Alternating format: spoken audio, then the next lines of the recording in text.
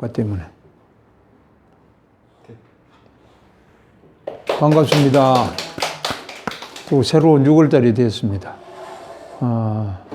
오늘은 우리가 부동산 계약에 관한 얘기를 좀 할까 합니다.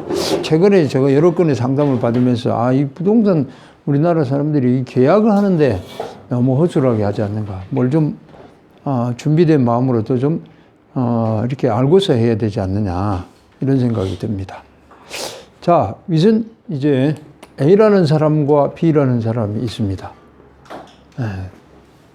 예를 들어서 이 사람은 물건을 부동산을 파는 매도인, 매도인은 우리는 파는 사람이죠. 자, 이 사람은 이제 사는 사람, 매수인이라고 하죠.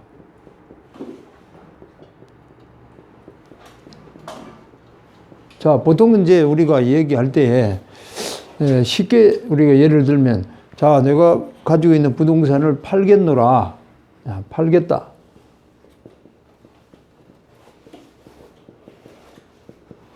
그냥 쉬운 금액을 하나 넣어 보겠습니다. 자, 2억에 팔겠다. 2억이면 팔겠다. 그러면, 나 적절하구만요. 그래서 사겠다. 이렇게, 의견이, 합일이 되면, 합치가 되는 거죠. 합의. 그러면 이제 계약이 성립이 된다 하는 거죠. 그런데 반대 방향일 수도 있습니다. 예를 들어서 B가 그거 파시겠어요? 이렇게 할 수도 있죠. 2억이면 파시겠어요? 그러면 팔겠습니다. 이렇게 할 수도 있어요.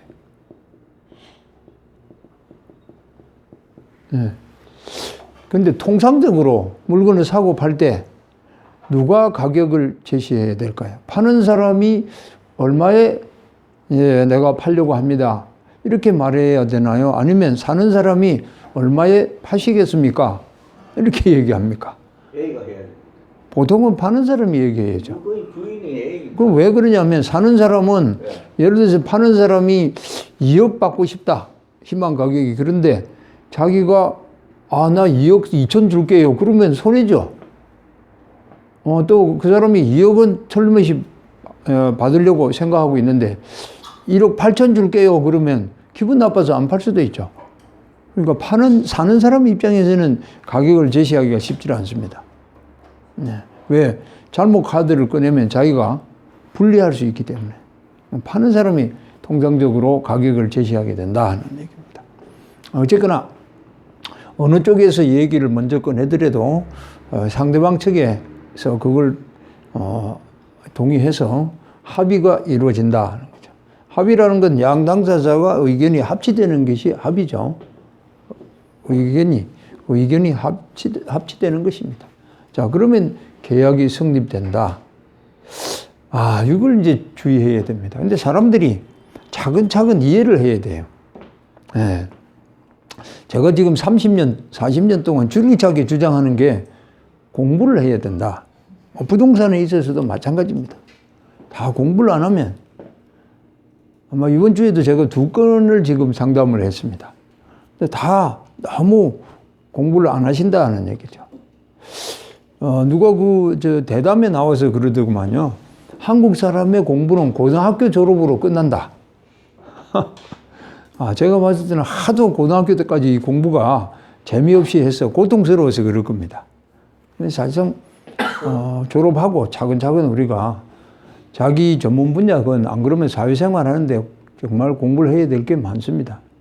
그런데 그걸 즐겨해야 되는데 그렇지 않은 점에서 좀 안타깝습니다. 그래서 저는 가급적이면 어렵지 않게 좀 쉽게 이해하도록 이렇게 하려고 노력하고 있습니다. 자, 어쨌거나 좋습니다. 자, 지금 다시 봅니다. 계약이라는 건 당사자가 의견이 합치되면 계약이 성립되는 거예요. 자, 팔겠습니까? 예, 살렵니다. 사겠습니까? 팔겠습니다. 그래서, 그렇게 하기로 합시다. 하고 합의를 하는 순간에 계약은 성립되는 거다 하는 거죠. 자, 그러면 이제 우리가 하나하나 따져보겠습니다. 그럼 계약이 성립되면 통상적으로 우리가 계약금을 지급한다는 거예요. 다시 말해서 계약이 성립되었다는 것을 표시해주고 그걸 증거로 삼기 위한 것이다 하는 거죠. 왜 그러냐? 두 사람이 의견이 합치됐다는 게 제3자가 객관적으로 입증하기 어렵다는 거지, 인정하기가. 그래서 계약금이 지급되면 표시가 되고 증거가 된다 하는 얘기죠. 그런데 그러면 계약금이 없으면 계약은 성립이 안 되느냐? 여기 분명히 제가 그림을 그렸습니다. 계약금 지급은 계약 성립 이후에 이루어지는 거죠. 다시 말해서 계약금이 지급되지 않더라도 계약은 성립되는 거다 하는 거죠. 그런데 당사자가 합의한 거는 구두로 했는데요. 말로서 했는데 그래도 성립되는 겁니까? 구두 계약도 계약입니다. 그런데 나중에 한쪽에서 나 그런 적이 없어요. 진짜 진실되게 사실은 합의했는데도 나중에 발뺌하면 누가 증인이 없거나 증거가 없으면 안 되겠죠. 그래서 계약서를 쓴다 하는 거죠. 계약서를 작성하면 역시 이것도 계약이 성립되었다는 표시가 되고 증거가 된다 하는 얘기죠. 이렇게 문서로서 글자로서 써놓으면 분명하게 누가 봐도 객관적으로 입증이 된다 하는 얘기죠. 그러면 계약이 성립되는데 계약금이 없어도 되느냐? 조금 전에 얘기했습니다. 계약금이 지급되지 않아도 계약은 성립된다 이렇게 얘기했어요. 그러면 계약이 성립되는데 굉장히 중요한 것은 뭐냐? 팔겠다 사겠다 합의하는 이런 당사자의 서로 간의 의사가 표시되는 것, 이 의사 표시가 핵심이다 이런 얘기죠. 그러니까 우리가 자기 의사를 잘 표시해야 된다 하는 거죠. 그런데 모든 계약의 문제가 출발점에서 문제가 되는 것은 뭐냐? 이런 자기 의사를 표시하는데 생각 없이 하는 거예요. 생각을 해보지 않고 한다는 거죠. 그렇다고 꿈속에 무의식적으로 한다 하는 건 아니겠지만 의식이 있는 거지만 생각 없이 하게 된다. 생각 없이 한다는 건 뭡니까? 상대방의 말에 그냥 홀리듯이 끌려간다는 거죠. 어제그제 제가 상담한 내용의 핵심은 뭐냐? 저 강남에서 분양하는 회사에 길에 가는데 어떤 아줌마가 네일 아트 한번 공짜로 받아보지 않겠어요? 이렇게 얘기하는 거예요. 근데 한국 사람은 공짜 너무 좋아합니다. 저부터도. 그래요? 공짜예요? 확실하게 공짜입니까? 공짜라고. 그래 따라갑니다. 진짜. 따라가서 가보니까 네일 아트는 언제가 되었고 그 아줌마도 안 보이고 어서 오세요 하고 들어가서 보니까 오피스텔 분양하는 사무소더라 이게. 그러고 나와서 여러 사람이 빨리 오시라고 가방도 들어주고 뭐 이렇게 하면 끌다시피 하면 들어가죠. 잠시 안 보시라고 그냥 얘기만 듣고 가시라고. 그러면 뭡니까? 그래서 뭡니까? 사인하고 계약금 500만 원 그것도 돈이 없다고 하니까 카드도 됩니다 해서 카드로 500만 원을 긁었다는 거예요. 1억 6천짜리를. 제가 볼 때는 뭡니까? 생각 없이 자기 의사가 생각이 없는 거야 진짜. 찬찬히 따져보고 그래야 되는데 그 사람들 얘기 물론 아주 생각 안 했겠죠. 한 달에 한 4, 50만 원씩 월세 들어온다니까. 따져보지는 않은 거죠 제대로. 자, 좋습니다. 그러니까 1단계 우리가 생각을 해봐야 된다 하는 거죠. 그 생각은 뭡니까? 판단을 해봐야 되는 거죠. 그러면 판단을 해보기 위해서는 뭘 해야 됩니까? 분석을 해봐야 되겠죠. 그렇죠. 예. 분석을 하기 위해서는 어떻게 해야 됩니까? 이해를 해야 되죠, 그 안에. 여기에 뭘 의미하는 것인지. 그렇죠. 그래서 그 판단된 것을 가지고 자기 의사를 표시해야 된다. 근데 이런 과정들이 없는 거예요, 진짜. 그러면 이제 난감해지는 겁니다. 첫 단추를 잘못 끼면 고쳐자기가 상당히 어렵습니다. 조금 전에 저도 이 도메인을 하나 신청했어요. 다 하고 나서 결과를 보니까 글자가 한자도 아니고 기억을 해야 되는데 리얼이 돼 있어요. 근데 그거 고치는데 신청하는 만큼 힘들어 했어요.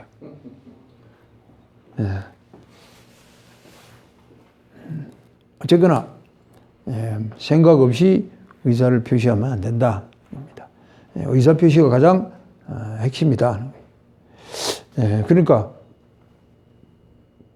무의식적으로 의식이 없이 한 행위라든지 충동적으로 했다든지 이런 것들은 문제가 되기 쉽다. 그런데 문제는 뭐냐?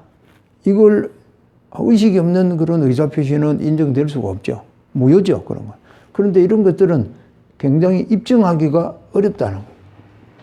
아, 내가 그때 그냥 직장 마치고 아주 피곤해서 며칠간 비몽사몽간에 잠도 제대로 못 자고 나와서 그냥 내일 왔다 공짜로 해준다니까 그냥 따라가가지고 또 들어오라고 그래서 갖고 내가 그때는 뭐 의식이 제대로 없었던 무의식 상태 이런 겁니다. 그거 어떻게 입증합니까? 굉장히 곤란하죠. 그래서 정신을 똑바로 차려야 된다. 그래서 제가 강의 시간에도 늘 얘기입니다. 정신을 어떻게 하라고요? 정신 차리라고 하잖아요.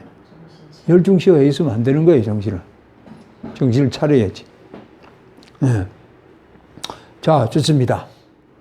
그러면 조금 전에 얘기했듯이 당사자가 합의에 이르면 계약이 성립된다. 다시 말해서, 약속한 것이 되는 것이다. 이런 얘기예요. 자, 당사자 합의를 했다는 것은 말로서 구두로서 한 것도 된다는 거죠. 어떤 사람은 내가 말만 그렇게 하고 뭐 계약서를 안 썼습니다. 그런데 요새는 계약서 없이도 말을 했다는 걸 피할 수 없는 경우가 있어요. 왜? 휴대폰 틀어놓고 있어요. 그렇죠. 그리고 어떤 상담을 하다가 보면 공공기관이나 이런 데서 보면 이 대화 내용은 지금 녹음되고 있습니다. 이렇게 얘기하잖아요. 때로는. 그렇죠. 자동 녹음되고 있습니다. 근데 요새는 휴대폰 성능이 좋아서 내가 녹음 버튼을 안 눌러도 녹음이 자동되도록 되어 있는 경우도 있어요. 그렇죠. 중요한 건 아까 구두 말로서 한 것도 입증하면 되는 것이다 하는 거죠. 입증이 좀 어려울 경우가 있죠. 뭐 공중에 흩어져 버리니까. 그래서 보통 계약서를 작성해서 표시 증거로 삼는다 이런 얘기입니다. 자, 두 번째 단계. 그러면 계약금 없이도 계약이 성립된다 하는 거 분명히 얘기했습니다. 그런데 이제 문제가 여기서 발생이 됩니다. 계약금 지급 안 했어요. 이 계약서는 토요일 날 중개사와 같이 작성했습니다. 돈은 월요일 날 계약금을 지급하겠다 이렇게 했어요. 여기까지는 문제가 없는 것처럼 보이죠.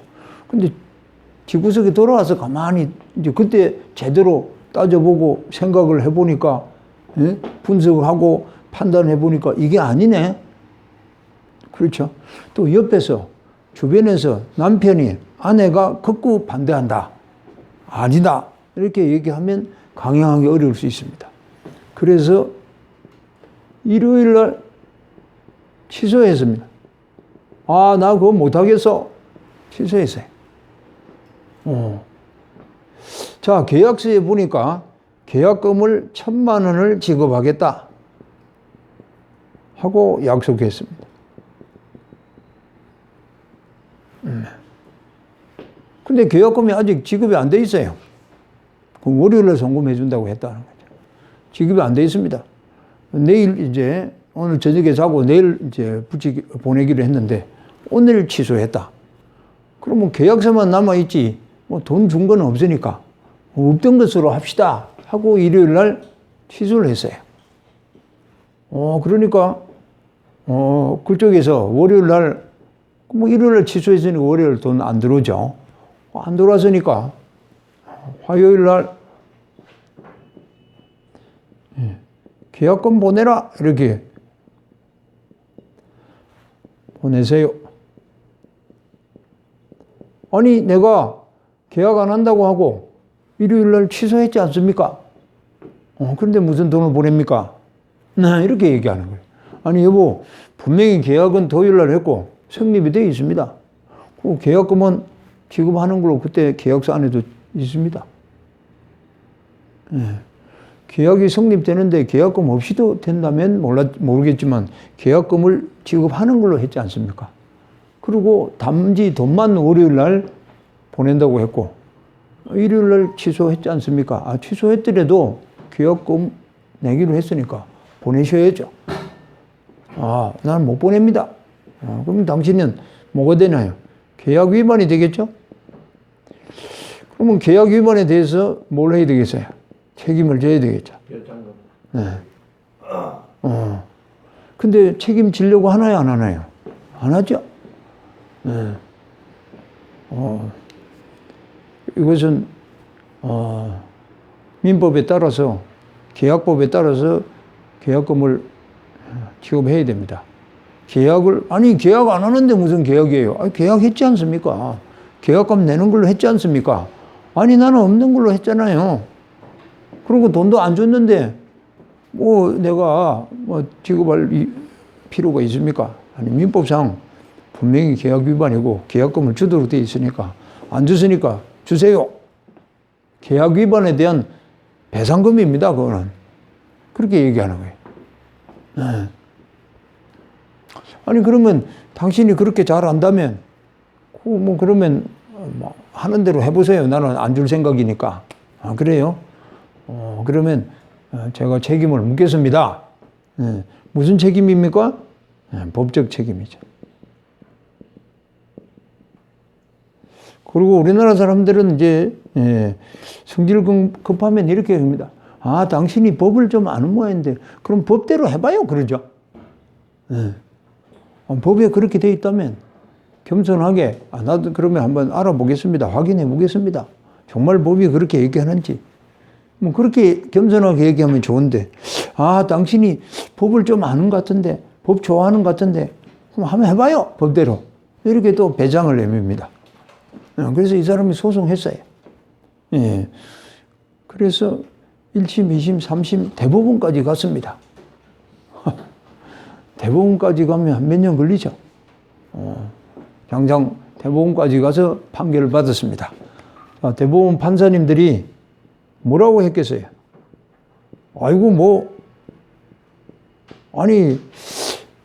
취소했으니까, 그 다음날 취소했으니까, 계약서에 잉크도 안 말랐고, 또 그렇다고 손해본 것도 없지 않습니까? 그렇잖아요. 안 팔았으니까 손해본 거 없지 않습니까? 그대로 물건은 있고. 그러니까, 그냥, 기분 나쁘다. 못된 사람 만났구나. 약속 제대로 안 지킨 사람 만났구나. 생각하고, 그냥 참으십시오. 그리고 사우나 가서 그냥 더운 물에 목욕이나 하면서 아가시고 마음을 푸세요. 그렇게 했겠습니까? 아니면, 여보, 당신이 계약을 하고, 분명히 계약금 준다고 했지 않습니까? 계약금 없이도 할 수 있는데, 그럼 계약금 준다고 분명히 계약서에 써 있고, 단 송금만 월요일 날 한다고 했는데, 월요일 날 안 하고 취소했으면 배상금을 줘야 되지 않습니까? 주십시오.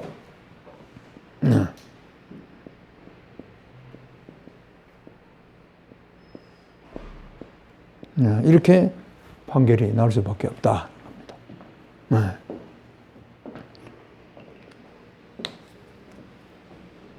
근데 보통 사람들이 이해가 안 될 수 있어요. 아니 뭐 토요일 날 계약서만 썼지 계약금은 돈 안 줬고 월요일 날 준다고 했고 일요일 날 취소했지 않느냐. 그걸 돈 건너간 게 없지 않냐. 계약금이 건너갔다면 뭐 띄고 마는데 건너간 게 없으니까 안 줘도 되지 않느냐. 이렇게 생각할 수 있는데 그렇지 않다는 거예요. 계약금을 월요일 날 주는 건 단지 그건 형식적인 것이고 지급하게 약속한 것은 분명히 토요일 날 이미 이루어졌다는 거예요. 그러면 위반하면 거기에 대한 위약금을 물어야 된다 하는 얘기입니다. 이런 내용들을 모르고 억지를 부리는 사람들이 있다는 거예요. 자, 그러면 여러분, 결국 이 모든 문제, 여기서의 문제는 뭡니까? 계약 내용을 잘 모르는 것도, 과정을 잘 모르는 것도 있지만, 결국 뭡니까? 아니, 토요일 날 계약해놓고, 일요일 날 취소한다는 것은 뭐가 잘못됐다는 겁니까? 자기 의사표시가 잘못됐다는 거지. 생각 없이 했다는 거지. 따져보지 않았다는 거지. 분석을 제대로 안 했다는 거지. 그리고 뭡니까? 판단을 제대로 안 했다는 거죠. 불과 몇 시간 사이에 뒤집는다는 건 판단 미스라는 거죠. 예. 그렇기 때문에 굉장히 조심해야 된다 하는 얘기를 하려고 하는 겁니다. 자, 조금 전에 몇 가지 중요한 사항이 나왔습니다. 계약이 성립되는 것은 당사자의 의사의 합의에 의해서 이루어지는 거다. 계약금이 있어도 되지만 없어도 계약은 성립하는 거다. 통상적으로 부동산을 거래하는 경우에는 모르는 사람끼리 계약서만 종이에 썼다고 계약 성립됐다라고 하기는 어렵죠. 왜? 그거 가지고는 서로 신뢰할 수 없다는 거죠. 예를 들어서 어떤 사람이 저걸 꼭 사고 싶은데 종이에만 쓰고 계약금 없다 그러면 주인이 없었던 걸로 합니다 하면 못 사게 되는 거고, 파는 사람도 마찬가지다는 거예요. 파는 사람도 분명히 사겠다고 했는데 뭐 종이에 계약서만 쓰고 아무 계약금도 없고 잔금 치르는 것만 돼 있다 그러면 뭐 없었던 걸로 합시다 하면 소용없게 된다. 그래서 통상 계약금을 같이 집어넣어서 계약을 성립시킨다는 거죠. 하지만 이제 우리가 분리시켜서 계약금 없이도 계약은 성립한다 이런 얘기예요. 무엇에 의해서? 당사자의 의사의 합치에 의해서. 그렇기 때문에 굉장히 중요한 것은 결국 의사 표시다 하는 거죠. 여기 단계에서 계속 문제가 일어나는 것은 의사 표시, 자기의 의사를 제대로 하지 않았다. 다시 말해서 이 사안이 어떤 의미를 갖는 건지 이해를 하고 또 여기에 어떤 문제가 있고 장점이 무엇이며 단점이 무엇이고 수익이 어떻게 되며 손해가 어떻게 될지 분석을 해보지 않았다는 거예요. 그러니까 판단이 제대로 되지 수 없는 것이죠. 그러면 판단이 제대로 되지 않은 상태에서 의사표시를 하게 되면 나중에 시간이 지날수록 후회를 하게 되고 여기에 잘못된 것에 대해서 취소를 한다든지 이런 문제가 발생이 된다는 겁니다. 자, 여기까지 일단 봤습니다. 이제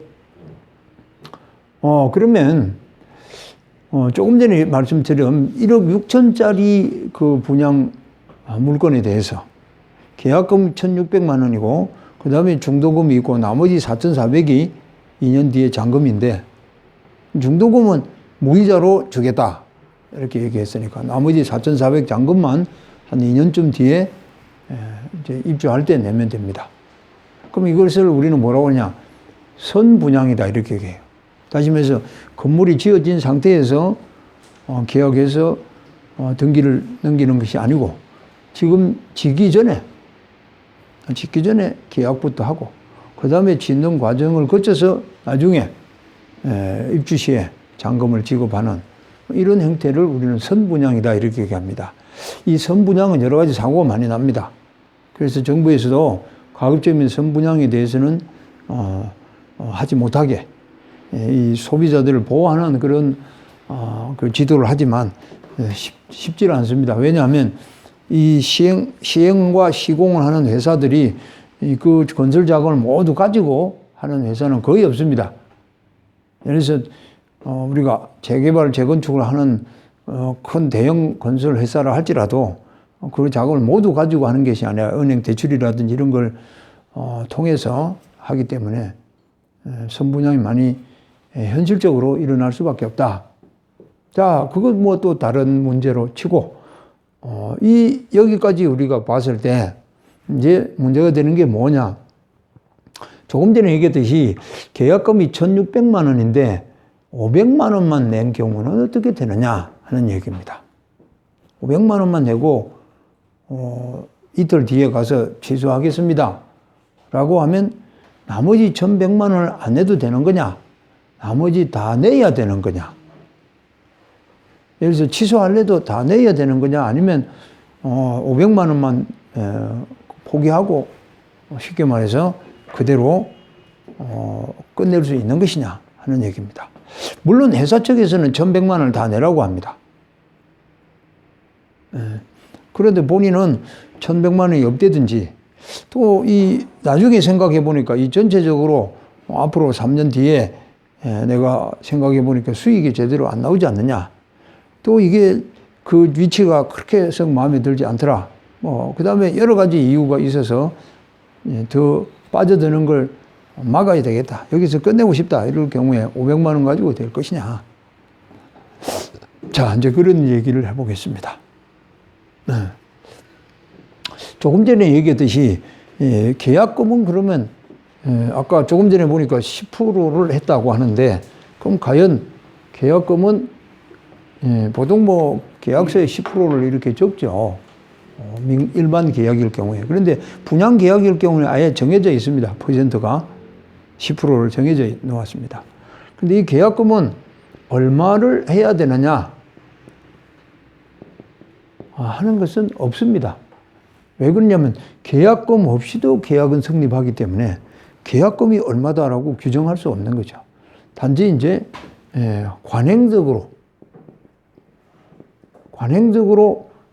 금방 얘기했듯이 10%를 하는 것이지 꼭 계약금이 10%여야 된다 하는 건 아니다 하는 거죠.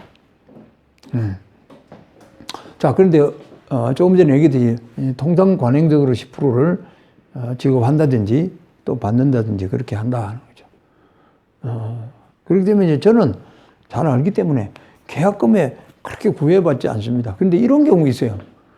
예를 들어서 3천만 원짜리 전세 보증금을 받는데 그냥 10만 원만 지금 줄게요. 그런 경우는 제가 안 받습니다, 진짜. 제가 안 받아요.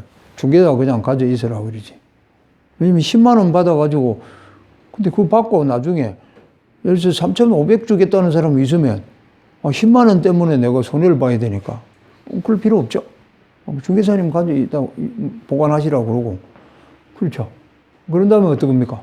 더 좋은 조건이면, 그냥 20만 원 줄게요 하든지, 10만 원 가져가세요 하든지, 그래 버리죠. 자, 이제 계약금에 대해서 얘기했습니다.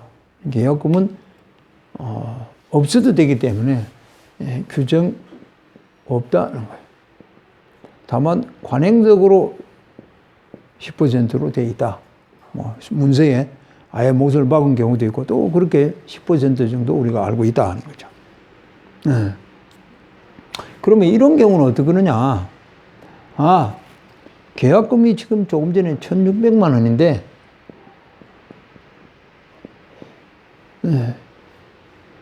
지금 100만 원만 내가 지급하고 그 다음에 나중에 생각을 좀 해보고 하겠다. 그러면 이런 경우에 100만 원은 뭐가 되겠습니까? 예약금이 된다.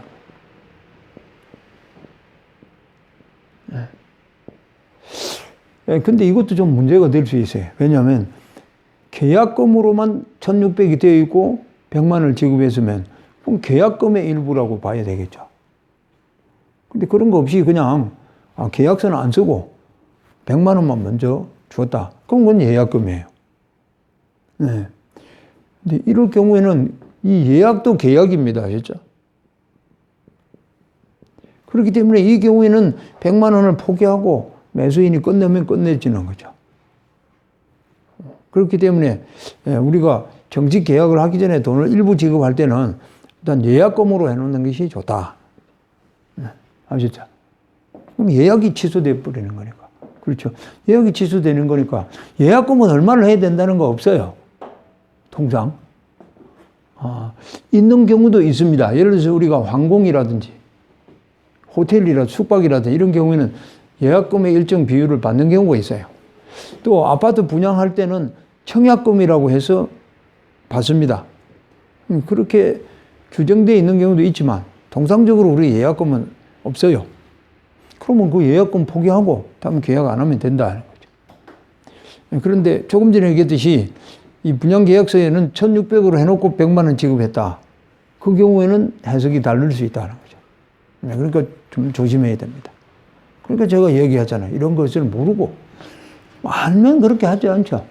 모르면 대응이 안 된다는 거죠. 그렇게 해서 뭐 이게 그리고 아까 얘기했듯이 내가 500만 원 그냥 500만 원도 적은 돈 아니잖아요. 그럼 500만 원을 저축해 보려고 그래서요. 엄청 힘들죠. 500만 원 그냥 포기하고 난 더 신경 안 쓰겠습니다. 근데 늘 제가 얘기하지만 나 혼자 둘이서 한 일에 대해서는 나 혼자 신경 안 쓰겠다고 끝납니까? 제가 요새 유튜브 잘 보는 게 있어요. 어떤 아가씨가 사람들 주로 뭡니까? 이혼한 과정에 자녀들이 당한 그런 고통에 대해서 이렇게 읽어주는 그런 유튜브 하는 사람이 있더라고요. 아가씨가. 참 잘 읽어요, 사연도. 근데 그런 걸 하는 사람 여러 사람이 있는데 다른 사람 거는 제가 와닿지 않고 그 아가씨는 이 사실 이게 뭐 그냥 소설처럼 지어낸 얘기인지 아닌지 뭐 들어보면 알잖아요. 아주 진지하게 읽더라고요. 근데 아버지가 집을 나갔어요. 또 어머니가 나가버렸어요. 그러면 오 실장님, 그럼 끝난 거 아니냐, 엄마는, 아버지는. 근데 끝난 게 아니라니까요. 끝나봐야 끝난 거지. 누구에게? 그 자녀에게는. 그렇죠? 조금 전에도 마찬가지예요. 내가 500만 원 포기한다고 상대방이 포기 안 하는데 끝납니까? 그렇죠? 반드시 상대적이기 때문에 나 혼자 끝내고 싶다. 끝낸다고 선언한다고 되는 게 아니에요. 예. 그 한국 사람은 그렇게 자꾸 생각하는데, 조심해야 됩니다, 진짜. 네. 사회생활 관계, 이 법률 관계, 특히 이런 것은 굉장히 때로는 질기게 내 발목을 잡을 수 있다. 자, 조금 전에 이제 예약과 계약의 얘기를 했습니다. 왜 그러냐 하면 예약이라는 것은 아직 뭡니까? 본 계약이 아니에요. 알겠죠? 예약은 아직 본 계약이 아니다는 거지. 그렇기 때문에 물론 그 예약도 하나의 계약입니다. 그렇기 때문에 예약에 따르는 그 배상이나 또 예약에 따른 어떤 문제에 대해서 책임도 져야 된다는 거지. 그래서 우리가 예를 들어서 항공 예약을 해놓고 취소하게 되면 취소료를 부담하잖아요. 그렇죠? 내가 결혼하려고 결혼 예식장에 300만 원인데, 하루 결혼하는데 300만 원인데, 그렇죠? 그런데 내가 100만 원을 예약금을 걸었어. 그렇죠? 그리고 이번 토요일 날 계약을 하겠다. 나머지 200만 원을 붙이고 계약을 하겠다. 그런데 목요일 날 취소했어요. 그럼 그 100만 원을 다 돌려주느냐? 아니죠. 그 예약도 계약이었기 때문에 취소료를 빼고 나머지 돌려준다는 거죠. 다 그렇게 되어 있습니다. 이제. 그러나 예약의 특징은 본 계약으로까지는 안 가는 거기 때문에 본 계약이 아까 계약금 금액보다는 적잖아요. 예를 들어 예약금은. 그리고 그것만 띄면 되는 거다 하는 거죠. 극단적으로 그 예약금 전부를 해도 계약금보다는 적으니까 유리하죠. 그래서 예약을 잘 활용할 필요가 있다. 그리고는 그때는 계약서를 쓰면 안 돼요. 아셨죠? 예약금으로 주는 걸로 해서 영수증만 받으면 된다. 자, 좋습니다. 여기까지 이제 계약이 이루어지는 단계, 계약금까지 이 얘기를 했습니다. 그런데 이제 이 계약이 이루어지고 나서 또 발생되는 문제들을 조금 있다가 한번 보겠습니다. 예약을 주의하시기 바랍니다. 잘 활용하면 오히려 이게 좋은 해결책이 될 수 있다. 자, 여기까지 하고 조금 쉬겠습니다.